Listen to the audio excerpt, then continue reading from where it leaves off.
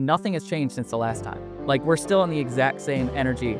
Just because we haven't communicated in months and months doesn't mean that, like, oh, they don't care. Some people grew up in different scenarios where they don't see it that way. It's like, if you aren't constantly communicating, then that means something's wrong. I just don't see it that way at all. We show up in person and it's just like, I never left. Welcome to the Curious Corner. We are just one episode away from reaching the 1% of podcasts that make it to episode 21. So if you haven't already, please make sure to subscribe. In this episode, I'm once again joined by my good friend, Ezra Fuller. Ezra, thank you for agreeing to come on today for what is the 1 year anniversary special of the podcast. This is episode 20 of the Curious Corner, which, if things go to plan, will go out 1 year to the day that the first ever episode together was published. If this is your first time hearing about Ezra or discovering the podcast and want to learn more about his personal journey, make sure to also check out episode 1 of our conversation together afterwards. Ezra, how are you doing? I'm doing well. I brought it back to the same room that it started in. Things have changed a little bit. It's become the VFriends conference room here in the VFriends and Vayner Media office. I'm happy to be here. Thank you for being on. And yeah, you've had a bit of an upgrade and I have not. So I need to work on that in my budgeting. But anyway, we got time. Okay, I actually want to start this off with a comment that I wrote on someone's Instagram post talking about friendships. And this comment gained quite a lot of traction. It got 850 likes. So the comment is, I think when a lot of people leave college/university, they then struggle to fit in to make new friends in the quote-unquote real world and find their community. There is no doubt that the people you surround yourself with will have a profound impact on your life. So, first question is, how do you personally relate to that quote? Was there a period in your life early on when you felt like you struggled to fit in and make new friends?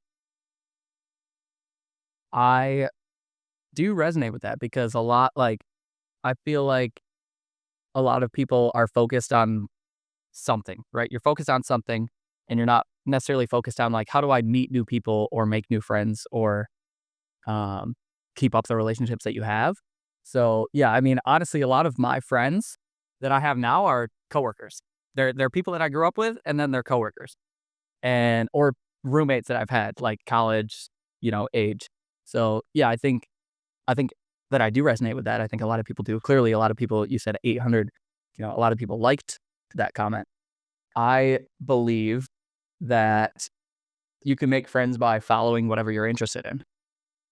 Like I made a couple of connections by going to a Bitcoin meetup way back in the day. I literally was like just by myself. I was like, I know I'm interested in this Bitcoin thing. And so let me go and find where people are hanging out and talking about it. So I did that. And then I made a connection with an adult. I was like 20 at the time, and this dude was like 35. And we ended up starting a business together doing Bitcoin mining. And then that led to a job opportunity to where he worked, which led to me working in social media. And then that led to me fulfilling my life goal of working for Gary Vee. And now I've been there for 2 years. So yeah, I think it all starts with your interest. Like just go, whatever you're interested in, go after that. I agree with that. It's interesting for me personally, like a lot of my friends did go to college, university, but I didn't. And I actually stayed at home and done an apprenticeship. So when everyone out was out, like making new friends, like I had like coworkers, but like, a lot of people, like I didn't all of a sudden have my friends on like a weekend where I could like hang around with because they'd like all gone away and like to travel and to study. So I'd say that was quite a quiet period of time for me. Do you feel like you found it hard then to make new friends when you first moved to New York? Yeah, I mean, New York is like a very difficult place to meet friends. There's so many people in New York City, but everybody's minding their own business, as the quote is said, mind your own business. And you're like walking down the street looking straight ahead. But really it started with the coworkers. Like I'd been working at the company remote. Like luckily for me, that transition was pretty smooth. Yeah, so I mean it's definitely difficult. It's difficult to do. And I would lean on, if you don't like your coworkers, you might consider finding a different place to work. That's number one. Number two is you're going to have to put yourself into social situations that are your people. Your people, when you think about like, okay, who are my people? It's like, who are you? What are the top three things that you're interested in? And where do those people hang out? Like, where do people like you hang out? And then you go there and say, hey, what's up? I noticed that you have I noticed that you had a camera in your hand. I'm interested in photography. Like, what kind of camera you got? Like, that's it. Like, oh, what's that camera? That literally opens the door to what could be a lifelong friendship. It's real. Like, it might be uncomfortable at first, but you have to take that next step because, I mean, nobody's gonna make friends for you. So you have to take that first step, as uncomfortable as it might be. But if it is awkward, you'll get over it. Like, you'll just get over it. I don't know. It just takes time. If that's your blocking thing of like, I don't want to go out and put myself out there. That's just a requirement. Like, you have to do that. Yeah, I agree. That kind of tied into my experience of living in London for a year. And those who listen to episode 1 of the podcast will know that Ezra helped me quite a bit in that transition and leaving home for the first time. I think when I was in London, I actually struggled to find new friends. But I think I was just like, I had such a fixed routine and I was trying to save money. And the events I went to were mainly just like professional networking events. And that was just kind of my structure. And therefore, maybe I look at it back, I never really put myself in a position to make new friends. But um, I agree. It's difficult. Did moving to a big city change your perspective on what it means to have meaningful relationships? I think moving to a big city changed my perspective on everything because the place that I grew up in it's a very small farm town in Michigan, and there's 2,000 people that live there. When when I came back home, I realized that it's such a small town. I feel like a small town mentality is a real thing. You grow up, generations have grown up there, and so you just get used to like this 10-mile radius is my life, and people get used to that. Moving to New York City, where every block, literally one building in New York is the equivalent of the entire city that I grew up in. City meaning village. The entire village I grew up in, the whole population is in one building. That opens it just opened my eyes to how diverse the world is and how many opportunities are really in it. In terms of the meaningful relationships, I think not really. Honestly, not really, because in New York City, people, you're like focused on yourself in a way. And so I moving to the city, I realized, oh my gosh, there's so much opportunity here that I have to go inward and focus on what I want to do. And then the meaningful connections will come from that. So not honestly, not really. I kind of already had a meaningful connections with like family, friends back home. So I understood and was able to do that with friends um, that I made here. And I think it's important to support people just to support them. Because in New York City, I think people can be opportunistic. Really, anywhere people can be opportunistic. Oh, I'm going to do this for you. I expect this in return. Like, that's not how meaningful connections are built. That's more of a transaction than a connection. I've been pleasantly surprised by people's generosity to like do nice things without anything in return. Like in the VFriends community, we see that a lot. When I'm live streaming and selling prints, my coworker like Tyler Walsh, he bought a print like first show he's like, I'm gonna show up, and then he did, and I was like, oh my gosh, that's so nice. And then he bought a print for like $40, and which was more than what they usually go for. He like it's an auction, so he bid up to 40 and bought it, and he's like, hey, I'm just happy to support.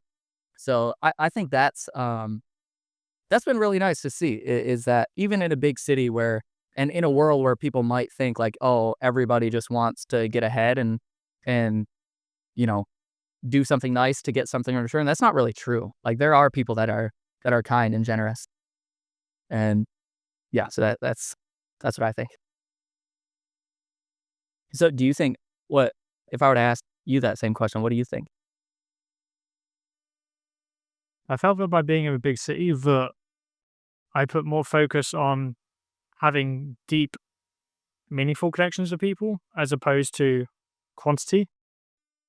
And yeah, then when I did meet up with those people that I really cared about and wanted to support, that I was more grateful for those moments and experiences together. Versus like in the past, it's very easy, to get into a cycle of just like meeting up with people and take it for granted. Yeah. Yeah, because you're focused on like, you're doing your own thing. You've carved out your time for yourself, and then you've got, like, time for your quality over quantity. Yeah, that makes sense. Okay, I'd love to get your thoughts on what do you believe makes a great friendship? I think I think just, like, being there, like, presence is a good thing, you know? It's honestly something that I've struggled with, like, there to be honest, like, there have been times where I'm, like, just not a good friend. Like, there are times where I just haven't been a good friend where, um, let's say, for example, like, I haven't talked to someone in a while, they call, I'm like, "This is gonna be, like, 30 minutes of my time. I don't know if this is if, like, I'm focused on one thing, I don't wanna switch over to do this other thing because then it's gonna take me time to switch back into the mentality of, like, writing a newsletter or finishing this research that I'm doing." So, I think to be a good friend, you should be like, "Okay, you know what? They're calling. Maybe they want something," meaning, like, they just want to have a conversation, um, and you should pick up the phone. I think that's something I've been working on a little more, but I could still do better. Like, I think sometimes I can, and I'm sure people listening can feel the same way about them or someone else. But there have been times where I'm just like so focused on myself that I don't answer texts for like way too long. It's just like it's too long to leave this text on read. A really good example, I have a friend, Danny, who I met in Michigan. He was my roommate for 4 months and then he moved out, but it felt like we knew each other forever. I hadn't talked to him in like a year, actually a little less, but I hadn't talked to him for a long time. I posted, "Hey, I'm going live on my Whatnot show selling photography prints at 8 p.m." He was the first person to show up, and then he was the first person to buy. And I was like, damn, like that's a good friend. There were times where I had dropped the ball on like answering or replying or even just saying like, "Hey, what's up?" Haven't talked to him in a while. And still he showed up, supported, bought the first print that I ever sold on Whatnot. So I think that really was a moment where I was like, "Oh my gosh, like I've been a bad friend." And that's the example of being a good friend. Damn. Okay. Yeah, to go back to the question, but what makes great friendship? Um, when I thought about it, it was like having the good intentions for other people, as you said with Tyler Walsh, and just like wanting to support one another without any expectation in return. Um, and then I think also there can be like a openness and a vulnerability and a trust and respect for others, which you don't necessarily have with other people. Um, because yeah, like so I thought about it, and it's like even though we are distanced and you're the other side of a pond, and we don't speak often, I'd still consider you to be a great friend. Yeah. And then I like went like another layer deeper, and I was like, well, why is that? And what I realized, every relationship or friendship is unique. Some people phone and message each other every day, and other times you can go weeks, months, or even years, but you can still have a great friendship. Um, so in our example, like, how can it be that we have a great friendship, even though months will go without us talking to each other? And what I realized when preparing for this podcast was that whenever we have a conversation, which isn't in a professional setting, those conversations are based on depth. And without even necessarily being conscious of it, we provide a safe environment. And both of us are pretty open books because within those deeper conversations, we find meaning and value.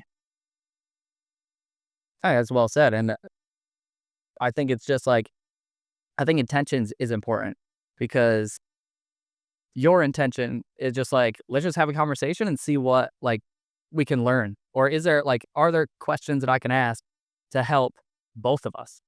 Like, because when you and I first talked at, not first talked, but when you and I talked at VCon, I think number 3, when did we talk? Whichever there were 3 VCons. One of them we talked in It the, was VCon 2. It was VCon 2, thank you. That was like our first proper IRL interaction. And that was when I asked you about, I felt stuck in limbo and it was like, what should I do? And like, and I think I asked you like, because by that point you had already moved from Michigan to New York. Mhm. And so you were kind of like 6 months ahead of me. And I was like, what did you, like that frame of mind, like what was the switch?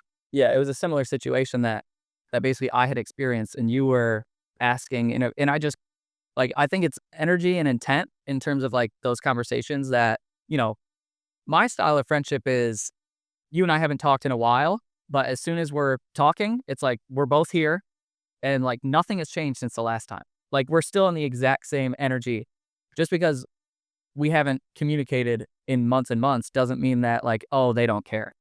Like, that's not me at all. Like, even with friends that I went back home for Christmas in Michigan and hadn't talked to my friends in a long time. We show up in person and it's just like, I never left.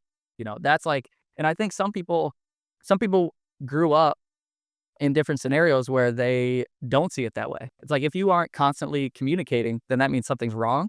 I just don't see it that way at all. I think and every person's personality is different and we just like mesh well. Like we're both just the same kind of mentality of like, yeah, we haven't talked in a while. We've been doing things. How's it been since we last talked? Like, what's new? And then that's it. And then it's just a conversation of intent of like, I want to learn a little bit about you. Maybe there's an opportunity where we can learn something and about each other, for each other, learn a, learn a little bit about ourselves and help each other out. Like, is there an opportunity to help each other out in some way? Or even just help you out? Like, again, giving without return. But maybe a question that I ask you, you're like, oh yeah, this is how I experience something. This is how I experience my move. I'm like, oh yeah, that's a good point. I'm gonna try that out next time. So I think it's intent and also just personalities. Like that just is I think we just happen to mesh well naturally. I agree. Is what you're saying around like with a podcast, how you might learn something about yourself internally. You might learn something about me. I might learn something about you. And then ultimately, the people listening might learn something about themselves or us or whatever, and hopefully get value out of it.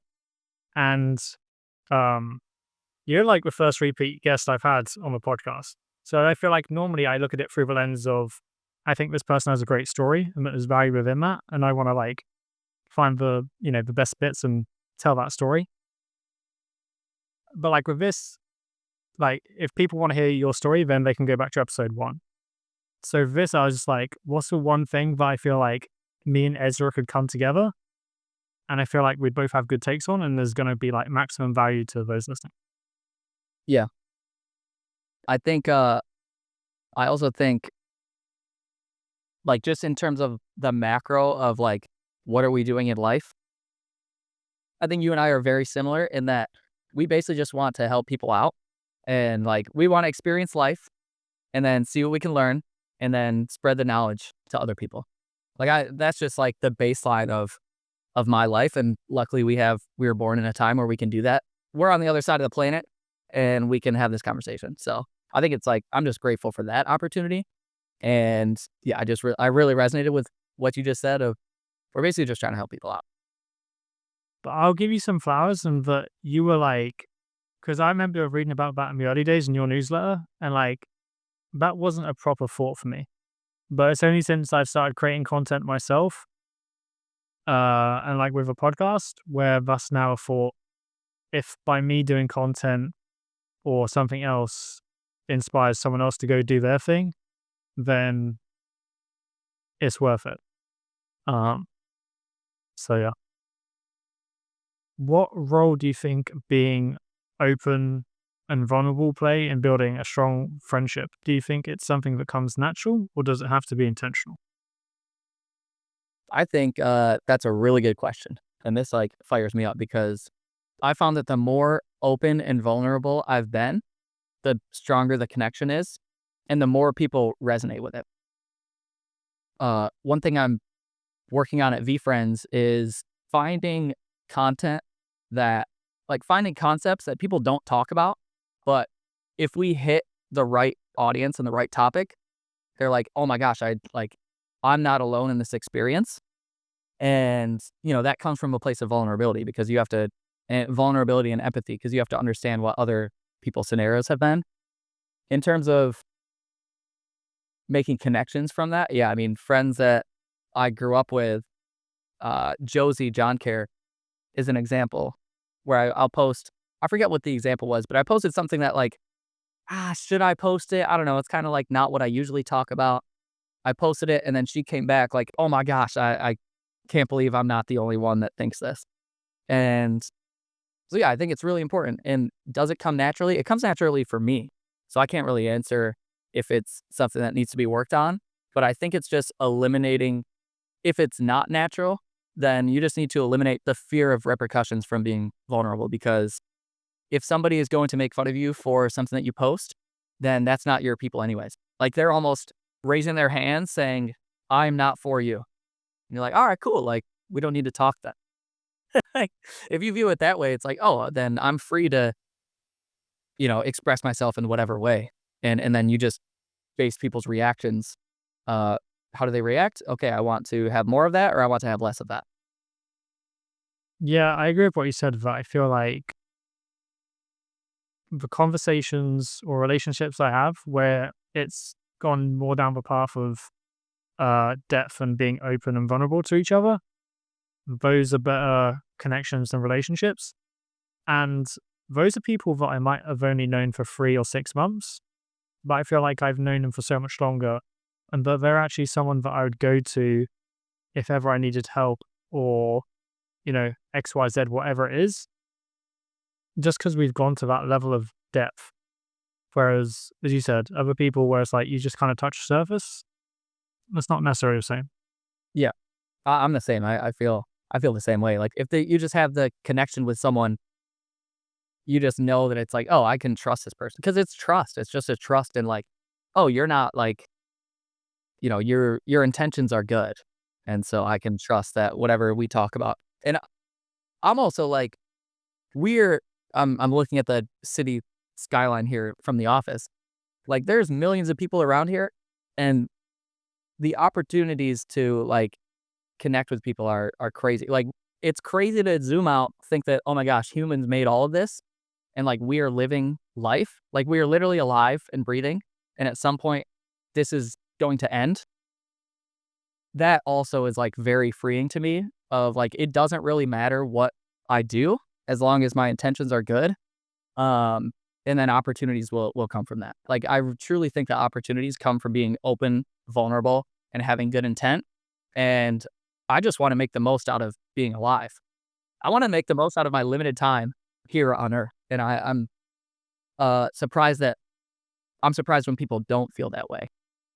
I mean, I know it's circumstance. I've been very fortunate to like have that perspective naturally. I think as people that are our age, 20 to 30, even 30 to 40, they don't really think about like all of this is going to end because we're going to pass away one day. And so why not make the most out of it? I really feel that that is really a big thing that drives me. So there's my TED talk. Unless we upload your consciousness to a robot, Yeah. then maybe the legacy lives on. Yeah. I'm like, I don't know. Legacy is really interesting to me. Because yeah, we are in a time where everything you say online can be collected and then turned into like, like Ben GPT. Like, oh, this is how Ben would approach this scenario. And in a way, it's kind of interesting to leave behind data points. Like, I swear this is how I think sometimes. Not necessarily like, oh, I want to make an AI of myself, but actually, now that you say that, that's absolutely going to happen. Like, there's no chance that that doesn't happen for many people. I really think it's interesting that technology will allow my grandkids to understand where my head was at 27 years old by watching this exact video. And then in the future, that could mean that they get to talk with like a theoretical, like what would Ezra say or do. Um, so when I think about legacy, I just think about leaving behind an interesting story to inspire the next generation. Like that's really it. And I think if you have that drive to do it, then you should do that. You said in the past, I think you might have said this in the first episode we done that you felt very fortunate that you get to work with some of your best friends in the office. So, what effect does working in a professional environment have on a personal friendship or relationship? Yeah, I think I would say number one, I have been very fortunate to get along with pretty much everybody at work. Like, and there's a chance that our perspectives are really different because I haven't necessarily had to like I haven't really thought about that. I haven't put much thought into like how the professional environment could change your friendships only because like I'm friends with my manager. Um, I see them as a role model and we've hung out outside of work a little bit, but we'll talk about work just because May and I are very similar in that like when we're at work, we're just all about work. And then we might have a 2-minute conversation about like, oh, what'd you do this weekend? Like we're very just similar. So I think that and then yeah, I've just made some of my best friends at work. Like my best friends right now are at work and I get to see them quite often. And then we're all like rowing in the same direction, trying to build something. And that just like works for me. Like it just really works. And then it's like, yo, do you want to we don't really hang out outside of work a ton, but that is actually something that I want to change. Like I do want to hang out with people more outside of work because I personally see like work and my personal life like very similar.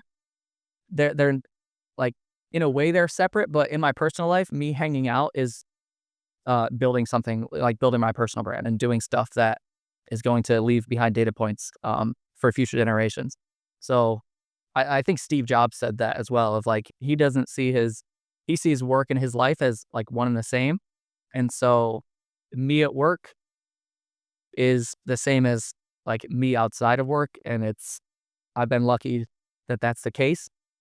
But I do want to hang out with friends outside of work and like enjoy Manhattan. I just don't have a ton of money to do that right now. So I've just been focused on like, let's just lay the foundation, just put in the work. And then as I get older, I'll learn more, I'll make more. And then we'll be able to go like, I don't know, into like a, bar and not have to worry or think about what we're ordering. Got it. Um, What's your take on that? Cause you said that you had a take on that. my take on it, um, and I can speak from like when we've been together as well in the same room, is that like Decon, New York, like, how can I put this? In a professional environment, I know that like you're working and I know, as I'm sure like other people are as well, but like, they'd love to just like hang, like go grab a drink or something for like 30 minutes and just like chat like old times. But there's like a deeper level of respect of like the other person's working and therefore there's like there's that kind of mutualistic respect slash professionalism that we'd love to like hang and just like chop it up, but we're working or like someone's in work mode and therefore I respect that and I respect their boundaries and like they've got a job to do and therefore just having that intent and respect as you said. That's my take. That makes sense. Yeah, I'm definitely not like trying to hang out at work. I'm definitely not trying to hang out at work. I have a list of things I want to do. I show up, do the best that I can. And if we're having a conversation for like 10 minutes in the kitchen, I'm getting antsy. Like I'm actually like, yo, I can't be spending my time like this right now. I have things to do. Yeah. So at work, we're working. Outside of work, I'm happy to hang. Um, but even then still, like I really have to do a better job of like when I'm actually hanging out, like fully being in the moment. Cause a lot of times I'll be like, I'm not as present as I could be, cause I'm thinking about like, oh, I need to do this and this and this when I get home. I've definitely, I think I used to be a lot worse than that. I think I'm getting better. Um, Yeah. Yeah. there was times when like I'd go like hiking with my friends, like on a weekend, we'd like go to like some national park and I'd just be like 200 meters ahead of them. And they're like, why are you not with the group? And I'm just like, I'm so stuck in my own mind about work or like X, Y, and Z. But yeah, but I think I'm getting around.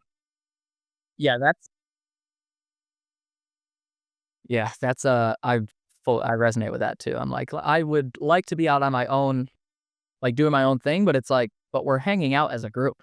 Like we are hanging out. This is what this time is for. And I'm like, okay, okay, like let's do that. What's one lesson you've learned about relationships that you think everyone could benefit from? I think not to take things so seriously. I think there's I think many people think they like keep score in a relationship of like, I did this, like, where are you at with this? Like, why didn't, I invited you to this. Why didn't you invite me to that? Like, I think people are in their own world most of the time, and a little bit of understanding and empathy around that is is needed. Um, I think don't keep score. Like, yes, if someone is like, if you feel bad around a person, you should probably not hang out with them. But if it's like, if you're just keeping score in the background, it's not going to be good for either of you. And you're probably hanging on to a lot of anxiety that you don't need to hang on to. So yeah, that's really my thing is like, I sleep so well knowing that I just like, I know that my intentions are good. I know that I'm busy. But I'm also happy for other people being busy as well. Like if you're doing something, like if you're doing something that you're passionate about, I'm super happy for that, and I don't need to like be super involved. Like I'm happy to support. Um, but I like feel very free knowing that I'm not keeping score on things. That is basically the conclusion I also had. Um, someone with I know we both know of is Nick Dio, and he had a video called "Stop Keeping Count," and it basically talks about that philosophy of everyone keeping the scorecard, or the tally list, as you said, and everyone's got these expectations of each other. Saying happy birthday to someone, liking their content online, buying drinks for them at a bar. Um, but as you said, that can lead to a lot of stress and anxiety. Um, but actually, just having zero expectations of others gives you just like so much freedom. Um, and also, just as you said earlier, like now we live in such a transactional world, and the worst thing is like when people are just hitting you up because you know they want something. So just living that life with good intentions and zero expectations of others, I think leads to the most happiness in friendships and relationships. Yeah, and I think just sending a text of like, "Hey, I'm thinking of you. Like, hope you have a good day." Like, literally, just that is it's nice. Like, you're just putting good in the world, and I have done that like zero. But I just thought about this yesterday while I was making content because the next week, the next character of the week for V Friends is thoughtful three horned harpic. So I'm thinking of all these concepts of like how can you be thoughtful in interpersonal relationships with cousins, friends, family, strangers, like everybody, coworkers. And one of the ideas that I had for a piece of content was like, this is your reminder to like text a friend for no reason other than just being like, hey, I'm thinking of you. And then I was like, damn, I like never do that. Like that's something that I should be doing that, because um all these questions about relationships and friendships, I know that it's something that I need to improve on. So it's interesting, like thinking through this, because I have just been so focused on myself. So I'm glad that we're getting this time to think through this. It is like interesting when you just like take a step back and like have like you start asking these questions to yourself, which you wouldn't normally think of on a day to day basis. And it's good, it gives you time to reflect and um, yeah, Yeah, recalibrate. yeah, it's good. Okay, I want to end this section with a quote that I first came across back in 2016, but I actually rediscovered it earlier this year on my phone when I was just like scrolling through old photos. The quote goes, "The people we surround ourselves with either raise or lower our standards. They either help us to become the best version of ourselves or encourage us to become lesser versions of ourselves. We become like our friends. No man becomes great on his own. No woman becomes great on her own. The people around them help to make them great. We all need people in our lives who raise our standards, remind us of our essential purpose, and challenge us to become the best version of ourselves. I love that. It reminds me of me, like it reminds me of me discovering Gary's content in 2017 because that was a time in my life when I needed that, and I remember him saying that, like, early on when I discovered him, and I was like, "Oh, yeah." Coming from a small town, I, like, looked around. I was like, "Oh, there's just not much opportunity here."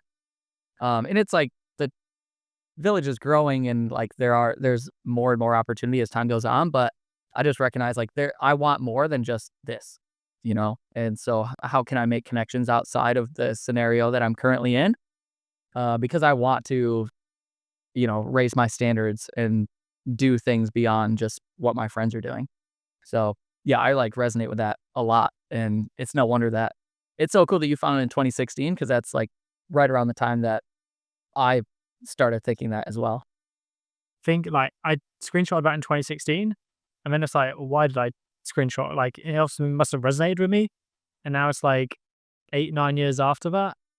I feel like I definitely gone in that direction and made that progress, and feel like I've surrounded myself with a lot of great people that have helped me, with that purpose and raising of standards. So I think younger younger self would be happy right now. Isn't that, like, I swear that's the reason, like, making your younger self happy is what we should be doing. Like, if I really like, harp on this all the time, and May, my manager, kind of, like, laughs when I'm like, "We should make content around this, like, we should, like, really be helping people understand that." Because I say it all the time of, like, just making sure that you're heading in the direction that you're happy with, that your past self is happy with, and there was a quote that we I found this, "You only need to make 2 people proud, your 8-year-old self and your 80-year-old self." And I was like when I read that, I was like, "Oh, I should, like, apply that to every aspect of my life." Like, you don't need to make someone proud or impress other people. Um, it should only be those two versions of yourself because that unlocks, like, the creativity of the 8-year-old self and, like, the whimsical aspect and the not having any regrets aspect of, like, your 80-year-old self. So, I get fired up on this stuff. That's a good quote. I like that. Yeah, proper. Why do you think so many people struggle to find that sense of community in today's world? I wonder if it's because they're not putting themselves out there enough and potentially settling for what they currently have.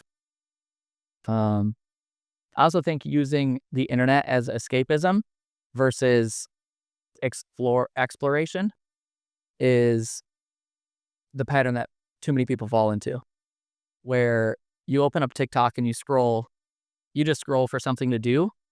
Whereas if you if you open up TikTok, found something that you liked, left a comment, and 100 people resonated with it by liking it, and then you DM'd 100 of the people that liked it, you could probably make some friends. So it's almost like I think people are a bit too passive and not intentional with what you're actually looking for. And that could apply for almost every area of life as well. Like the opportunity is out there. You just have to think a little bit of what you want to have happen and then work backwards to, okay, what are the next 3 things I need to do this week to make that happen, to get closer to that goal? Yeah. Like, what do you think about that?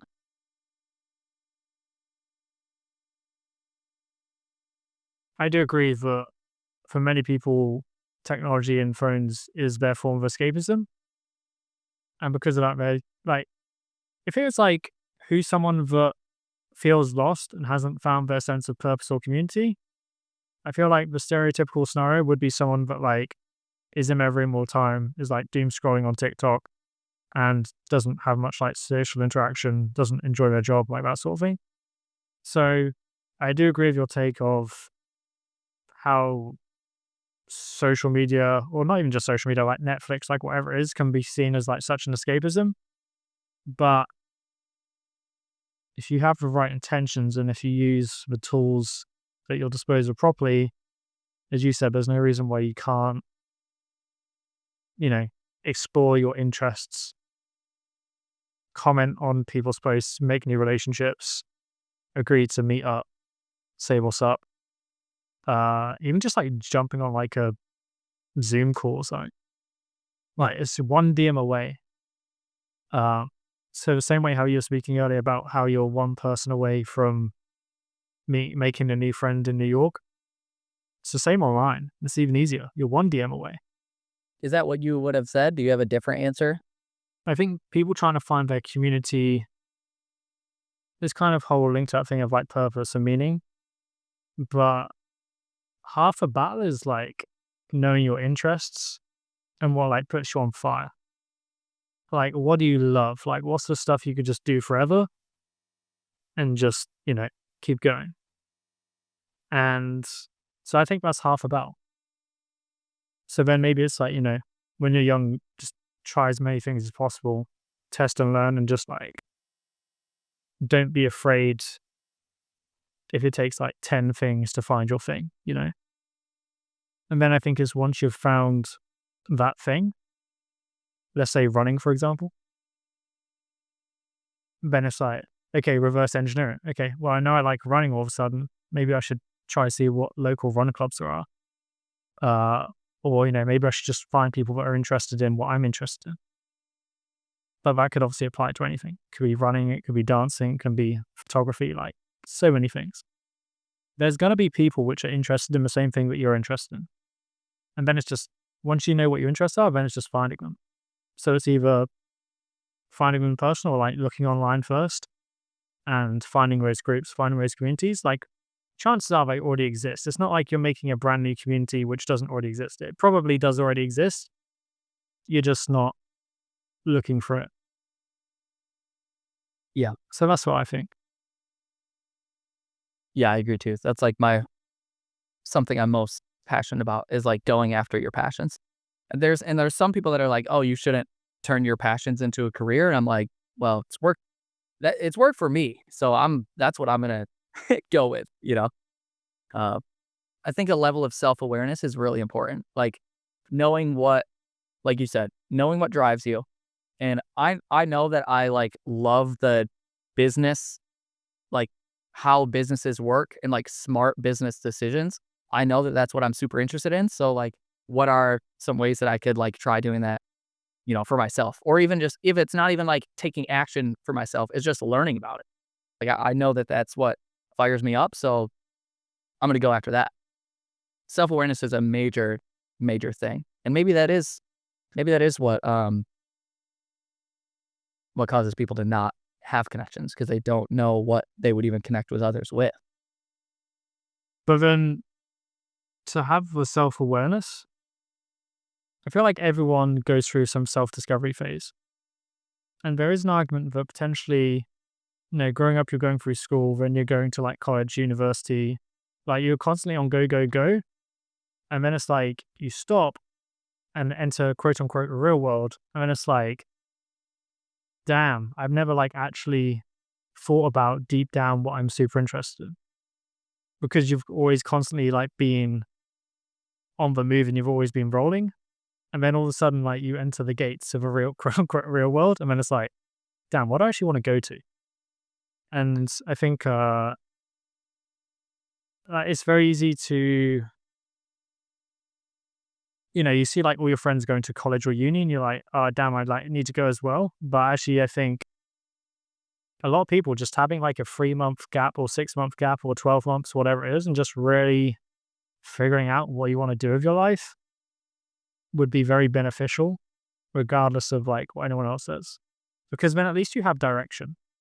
Whereas a lot of people are just going, going, going, and then they figure out that they don't actually like the direction they're going in, but they don't know what direction to go next because they haven't really had the chance to give it much deeper thought and to have that self-awareness.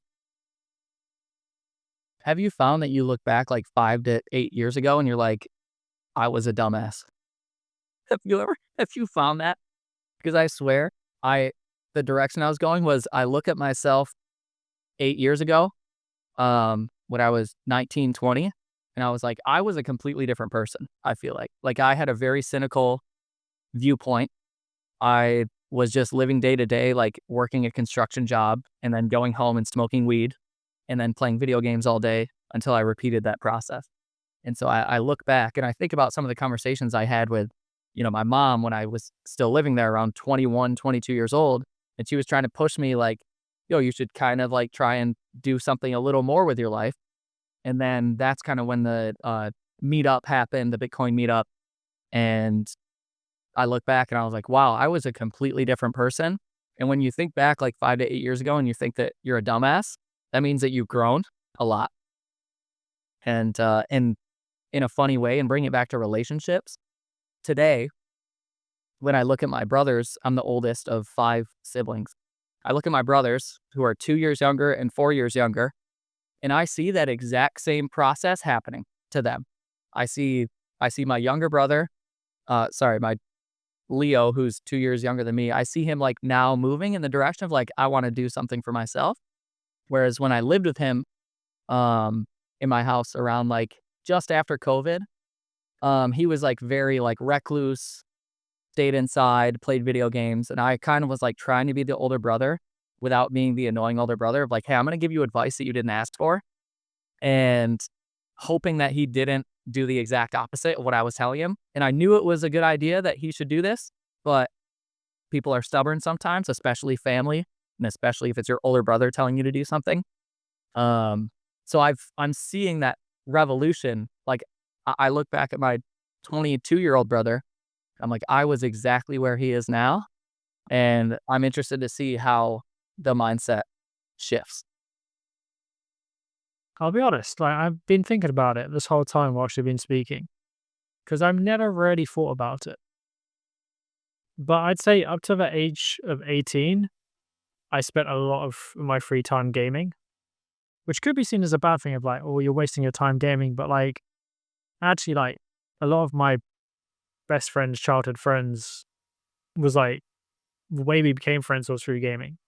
Um, so, and then after 18, I was just like spent 3.5 years working, and I worked through the pandemic as well. So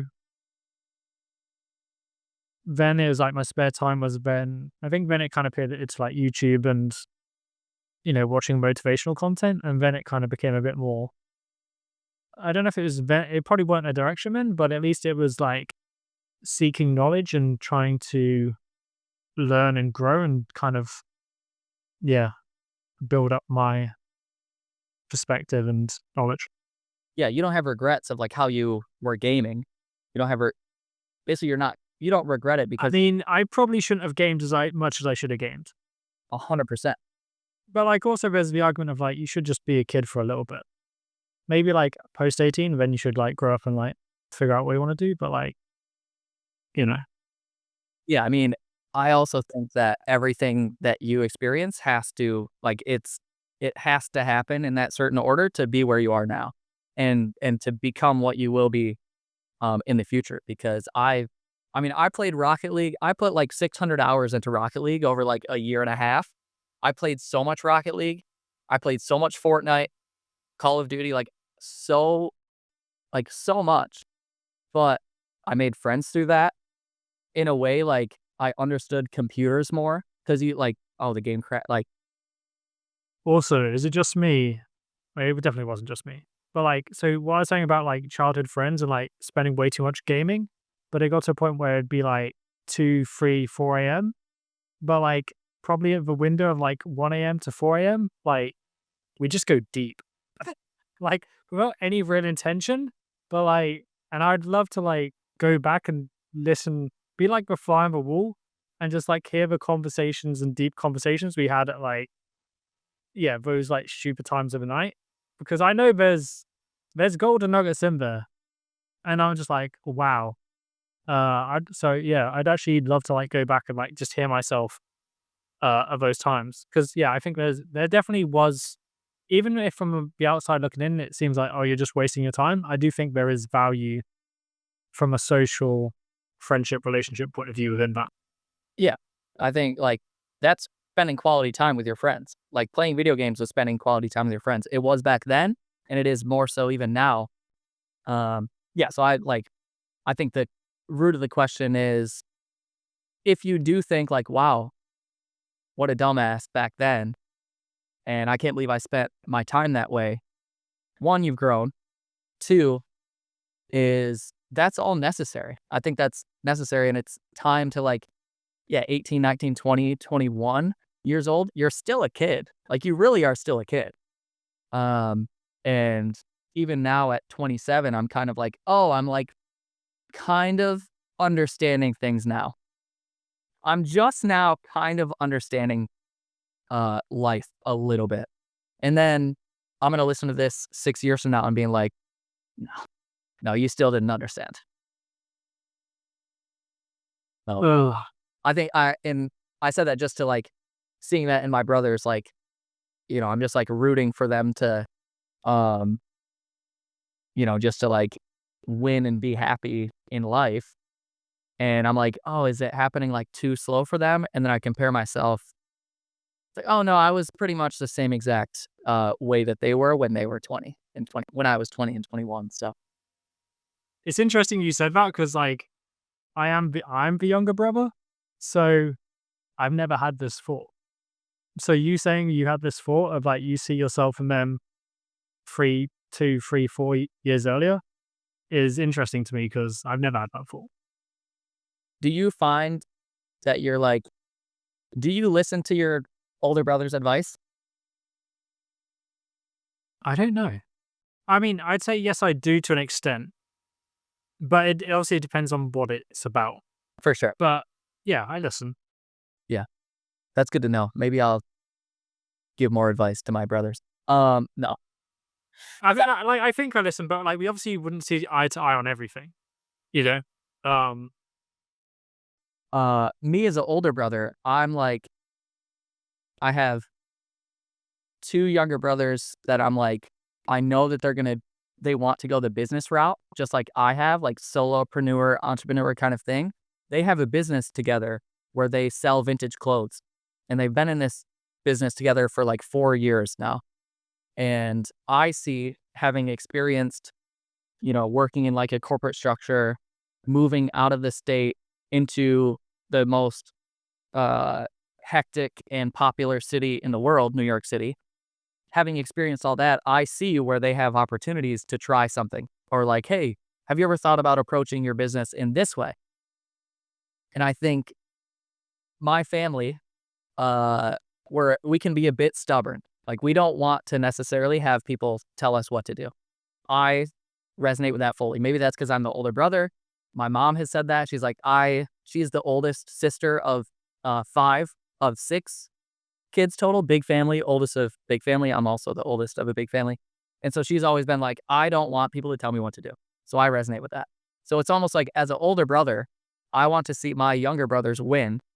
And I know that I have some valuable information for them, but because we're stubborn, they might not want to listen. They want to almost come up with the idea themselves and execute it on their own.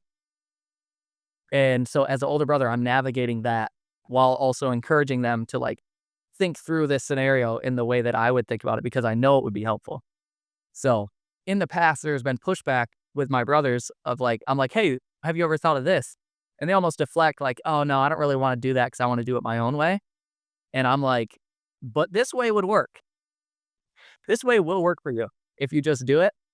Um, but I have seen as of like the last week, my brother now wants Leo, the one that's 2 years younger than me. He now wants to kind of take a little bit of that advice. He now wants to post content like I've been telling him to do for 4 or 5 years. He's just now getting there.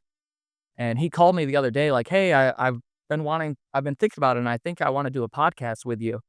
And I was like, oh my gosh, that's amazing. Like it was almost like finally, you know? And I was like, okay, join my stream. I'm live every Tuesday. Like, come on and we'll like do our podcast thing, you know? So it's been cool to see that evolution, and I wonder if it's gonna happen for my 3rd youngest brother, who's 4 years younger than me. Um, so, yeah, that's really interesting to me. I wonder if you resonate with any of that as the youngest brother. I think I would say, but I think it also depends on how many years there are between you. Like, there's 5 years between me and my older brother, and therefore, like, whereas I know other friends, and there's, like, only 1 year between them, and because there's, like, only 1 year between them, they, like, grew up together and, like, always played together. I feel like I'm at an age gap where we didn't play much together, because the age gap. I tell you, actually, the thing that resonated with me most, what you're saying, and it made me think about something that I feel like I must have, something came to my head at some point, and it was the whole idea of, I think it's like beliefs. I can tell you to go to a gym and run like 100 times, and you won't do it until you firsthand have gone and found that information from yourself, is what that makes me think of. Mm. So, like, you telling your brother, yeah, you should jump on content, you can say it 100 times. He probably isn't going to listen. But then when he probably discovers like a bunch of TikTok videos or Instagram reels or whatever it is about how, here's why you should start making content, that's more likely to make him switch and convince him because he's the one that's discovered it versus being told it by someone else. Yeah, I think that's true. Yeah. You can give advice, but until you, like, believe it for yourself, slash, you have to have your own end goal and make sure that it resonates with, you know, he would have to have his own end goal and be like, "Oh, this is aligned with what I actually want to do." I think you said it earlier on. Um, Ironically, is the reason why you're late is because you bumped into a random stranger. And I remember you saying that in one of your newsletters, how, there's the whole thing about you could bump into a random stranger, they could turn out to be your best friend, business partner, mentor, role model, or they may introduce you to one. And like, that's just like so true. Now I think about it. And like I've experienced it a bit. And also something that I've actually realized is that, and within those people that you meet, they can always show up again in a later chapter of your life. There's people that I met like 3 or 4 years ago, but then like we didn't speak, or like, we had like an initial encounter at an event. And then there's like a 2 year window where there's like no communication. And then all of a sudden they popped up 2 years later in another walk of life at another place, another event. And then from there have become closer friends. And I think that leads back to the whole thing of like just having good intentions, because you never know when someone is going to show up again. As part of creating content in New York City, you've interviewed strangers on the street, asking them to phone someone who they haven't spoken to in a long time and tell that person they appreciate them. You've helped a pair of sisters end their beef who hadn't spoken to for a year. You've helped a guy call one of his old friends he hadn't spoke to for 10 years. So, the final question is there someone in your life who you know that your friendship with them has drifted away, and you know you should really speak to them in order to not drift further apart, but for some reason you haven't? I think, it is, there's actually no, I had one answer and then I have a new answer. There's a guy I grew up with, Travis Olowski, that I actually tried texting him like 6 months ago, but I think he changed his number. It's probably as easy as, like, reaching out to him on DM for Instagram. But yeah, that I would say him because he was the high school quarterback, and he was like, I remember when I was doing T-shirts, I was making, like, um, sweatshirts and T-shirts. He had me make one for his, the business that he worked for, and he paid me, like, an extra $10. And to me, that was just like, "Oh my gosh," like, that is just so nice and generous. He didn't have to do that at all. He was always very nice, and he was kind of like the, like, jock stud, like, quarterback of the football team, and I just remember him being very nice, and I have reached out to him recently, and I wanna talk to him again. So, just to be like, "Yo, like, how are you?" You know? So I'm gonna do that. I'm gonna text him, on Instagram and try and get that connection remade. And then the other person is, the person that I met at the Bitcoin meetup that I mentioned, Jake Herber. He's always been like very good intentions. He was a former Olympic wrestler. He almost medaled in the Olympics, and he's got like some world championships in there as well. And I should talk to him just because it's always good to get his perspective on things. And just to catch up and talk. Yeah.